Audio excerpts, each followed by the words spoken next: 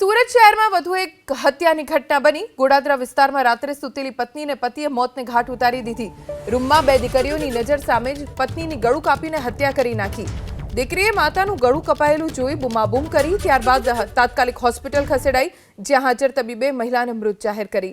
મૂળ અમરેલી જિલ્લાના અને ગોડાદરા પોલીસ સ્ટેશન હદ વિસ્તારમાં આવેલા દેવદ ગામની સન્ડે લગૂન હાઇટ્સમાં 35 વર્ષીય નમ્રતા જયસુખભાઈ વાણિયા પરિવાર સાથે રહેતા હતા। પરિવારમાં સાસુ, સસરા, દેરાણી, પતિએ એક 3 વર્ષની અને એક 8 વર્ષની એમ બે દીકરીઓ છે। જયસુખભાઈ ક્યારેક ક્યારેક છૂટક મજૂરીએ જતા। મોટાભાગે તેઓ કામ પર ન જવાના કારણે ઝઘડાઓ થતા, જ્યારે નમ્રતાબેન સાડી અને ચણિયાચોળી સહિતની કામગીરી કરી આર્થિક રીતે મદદરૂપ થતા। હાલમાં પોલીસે ગુનો નોંધી તપાસ શરૂ કરી છે।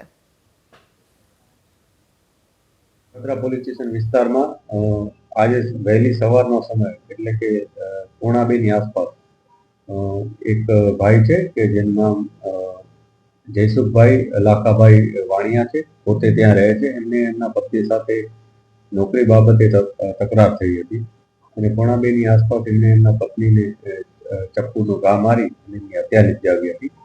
પોલીસે ત્યારબાદ ઇન્ફોર્મેશન મળતા તરત જ એફઆઈઆરની કાર્યવાહી શરૂ કરી અને મેડિકલ પીએમ માટે એમને ત્યાં મોકલી આપેલ છે ડેડ બોડીને।